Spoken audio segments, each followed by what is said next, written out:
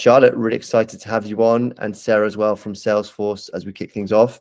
Um, really excited for you to share a bit about your journey and how you broke into tech sales via Entr Tech and what you learned through the Salesforce Trailheads program. But yeah, do you mind by starting and giving us a background to who you are, where you're based, and your role at the moment? So I'm Charlotte.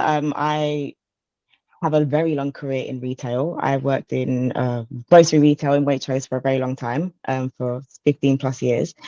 It got to a point in my career where I just felt like I hit a ceiling. So I was looking for careers with better opportunities and how I can get into those type of sort of jobs and earn more money. And when I had a baby, earning more money was crucial. So I had a look around and I stumbled upon Entertech on LinkedIn, and it literally ticked all the boxes of what I was looking for, like giving me the training to go into a sales job, which will give me, the salary that I was looking for. So yeah, that was a big motivation. So that's why I'm here today. Amazing. And had you heard of tech sales before? Did you know what tech sales was, or was it almost by chance? Were you looking for a sales role? Was it specifically in tech, or was it a bit of fate? I'd heard of like roles and tech sales roles, but I didn't think it was for me. I felt like you needed to have like an accountancy job, or you had to sort of know more things like negotiating skills and stuff like that. I thought you needed more training in order to get into a Mm. sales job. So when I came across Entertech and it was like you need no experience, we'll give you everything that you need on the course. I was like, great, like because I don't particularly have. I mean, in my retail job, I do have the skills to talk to people. So I have conversational skills. I know how to talk to people and talk to customers. So I did take that from my previous job, but other skills and learning how to use the software that we need to use for sales, I didn't have any idea about that. So it was great to get that from Entertech. Yeah. Nice, love it, love it. And I guess people breaking in, it's quite nice for them to feel relatable, right? So everyone started from somewhere. So do you mind taking us back to your job before, and I guess the day to day? Obviously, you mentioned having a young kid changed everything, having a baby. So tell us about your journey, your path. What were you doing before tech sales? And then I guess we can move into what you're doing at the moment. But yeah, take us back before Entr Tech. Yeah. So I was working in Waitrose. So I dealt with a lot of the day-to-day stuff. So opening up the tills, counting up the money at the end of the week, to see how we did in the week, working on the different counters, being a team leader on all those different counters is so difficult because in retail things are moving at you quick. Everything is fast. So no day was the same. So when you have to deal with a lot of things, it's a lot to juggle. So it's just great to have your colleagues around that want to help you. So I made sure I built up relationships, like great relationships as well, because you need it in a fast-paced role like that. Mm. So I was everywhere, and then was working nights for the last 2 years, for my last 2 years with the company. Um, and I probably was there a lot longer than I should have. But finding tech sales and finding Entertech really sort of gave me the motivation to, okay, I need to find a job that has more career opportunities for me. So that's what made me move into taking tech sales and taking another sort of career seriously, if that makes any Mm, sense. mm. Yeah. Obviously, I know your story, but you say you were there for how many years was it in the end? And 17 years in the end. 17 Yeah. years. Wow, so Yeah. that's super impressive. And working night shifts as well with Yeah. a young family. That like there's so much between tech sales and resilience and sales in general, and the work you were doing before. Um, what's changed since you've moved into tech? I know you mentioned you know, have a young child, right? So has it opened up a little bit more flexibility, being able to, I don't know, work hybrid, or are you in the office 5 days a week? Obviously, the difference in a sales role, right, is a commission element, etc. Yeah. And typically tech roles pay a little bit more. Would love to hear like that journey and that transition and how that's been as a mum as well. Yeah. So it's been great. It's a hybrid role. Uh 4 days at home, 1 day in the office. they're my company's just really understanding. Like they know that I have a child and they know that I have responsibilities. They're really sort of, as long as you're getting your work done, Mm. if you have your responsibilities, please do them. Like it's not really an issue as long as you're hitting your targets and you're getting your work done, which I have been. I mean, in my onboarding 3 months, my first month was to book 1 to 2 meetings, my second month was to book 3 to 4, and my final month was to book the full 6 to 8. I had already smashed my meetings in the first month. I had gotten Really 5 in the first month. Yeah. love that. So Amazing. the commission element is a great motivator as well. So like straight away I was very daunted by all the information that you get in the first couple of days.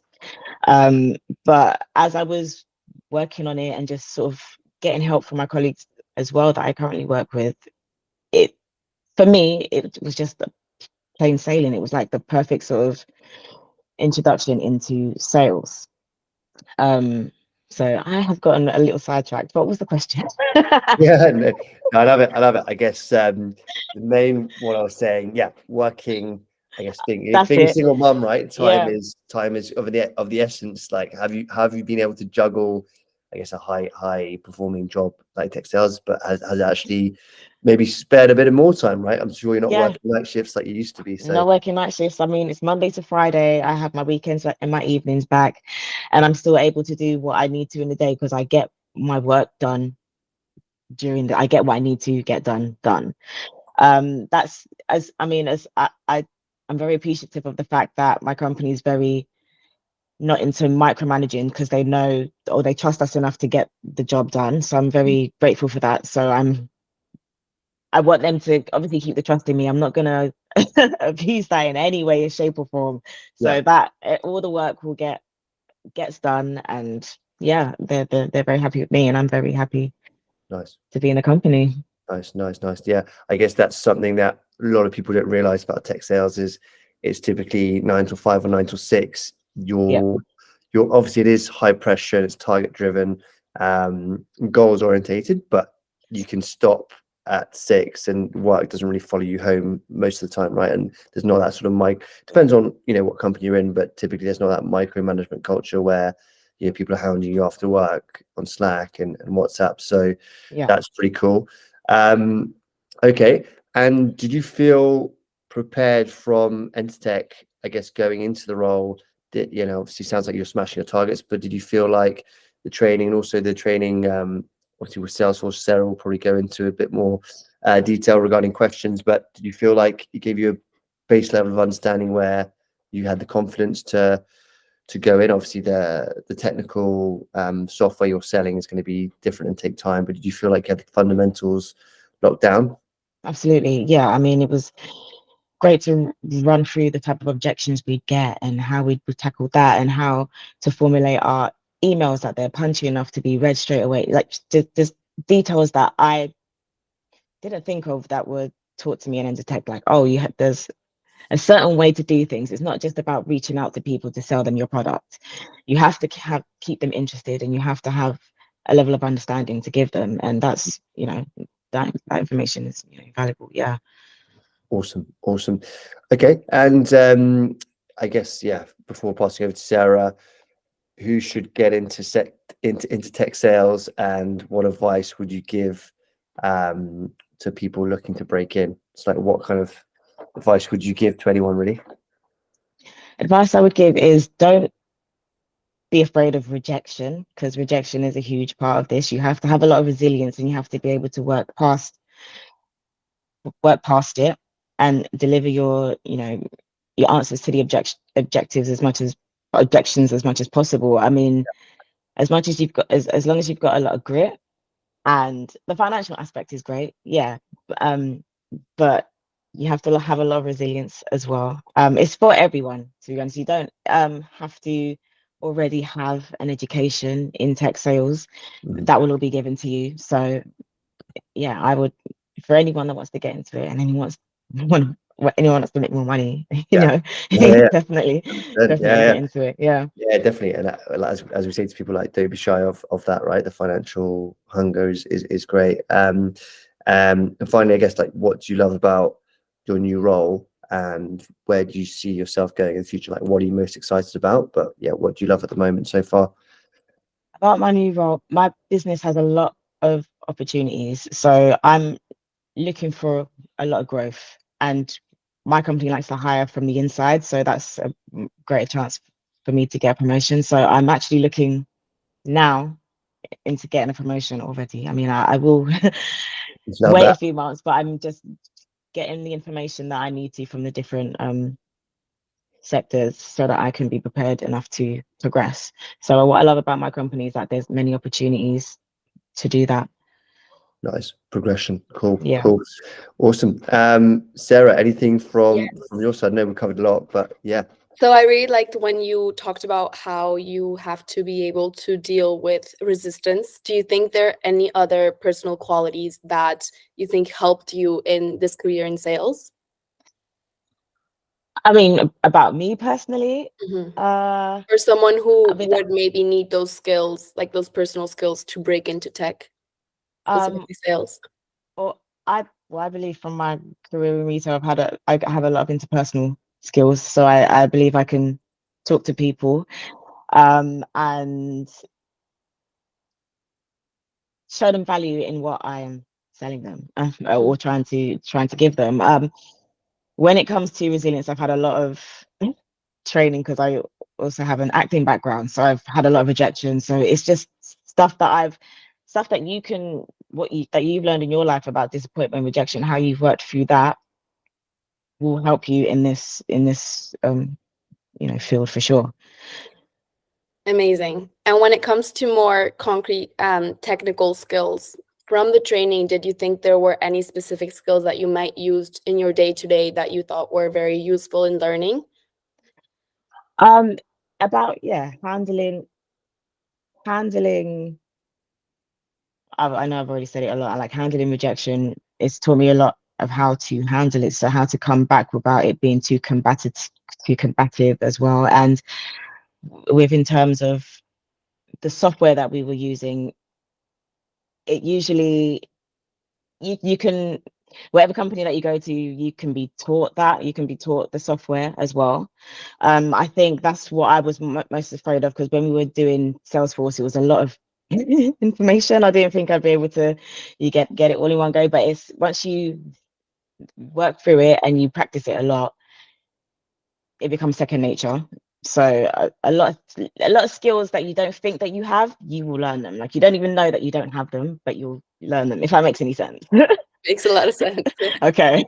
So when you were thinking about changing industries and changing your job, what specifically attracted you about the talent ecosystem or about the industry of tech? What made you kind of go, oh, that could be interesting? Well, especially when I joined Entr Tech, I didn't think people were going to be, I thought it was really competitive. Like, I thought we were fighting for a job, sort of, because that's how it is in the industry. Like, you're fighting to get your commissions and to progress. I thought it would be really sort of cutthroat. And meeting people in the course, we're all human beings. We all want to learn. We're all at a base level. So it's knowing that you can lean on your peers and your colleagues. Like, don't be afraid to do that. Amazing. And just one last question. What would be Sure. your top phrase of advice for someone who wants to do what you did and go into this tech sales career? My top phrase is, well, how clean can I be with it? I mean, because it's pretty much like, get it done. Like, don't hold yourself back because you feel like you're not ready or you don't have the information. Like, jump into it. You'll get everything that you need and you will thrive from it. Like, Just do it like Nike. literally just do it. Like, I have a lot of imposter syndrome myself. Like, I even mentioned in some of the in the courses that we did, I mentioned, like, I have imposter syndrome. I don't know, but the thing is, everyone has it. So Mhm. when you go into it and you just do it, it just becomes second nature. Just do it, and then it'll get done. Basically. Amazing. Love that. Thank Love it. you. So Before we wrap, then, Sarah, have you covered everything from your side? I think one thing for me, Charlotte, like, you've been, one of the inspirations from the mum side, right? So I think we had Haley in the past, and yourself, maybe one or two others, but advice for mums coming through as well. Like, what advice? Because obviously you learn a lot probably from your side, right? Multitasking, time management, all that kind of stuff, resilience. So yeah, I guess any lessons from parenthood and being a mum, I guess, that you could share with other mums that are thinking about moving into tech or tech sales? Well, one of the biggest factors for me was childcare, right? So I sort of knew what I wanted. I knew I wanted a hybrid job, and in order to sort of accommodate what I have going on. So I thought about the options. Like if there's a field job that comes for you that's 9 to 6 and that requires you to be out in the field and it takes you out of what you need to do and you can't do it, it's okay to say this job isn't for me. So find the job that's right for you. Look in the job description, see what your company offers, if they offer a great parent package and if they are accommodating to your situation, and apply for those type of jobs because they will understand your situation more. Yeah, is what I could say to that. 100%. I remember that actually, because you were thinking about field sales, and actually, or I might have sent you a field sales role, but you actually, Jack's not the one. So yeah, definitely look at the job description, figure out what's for you and what works. Because you're qualifying too, right? You're looking for a job that you want, that's going to work for you. I mean, as much as you need the job, you need it to work around yourself as well. So it's okay to say this isn't for me right now. 100%. Good bits of advice and words of wisdom. Awesome. Well, I think that's everything from my side. Sarah, have you got any other questions? Anything you want to add? No, I think that's amazing. I think your story is very inspiring, and I hope that this message reaches the right people.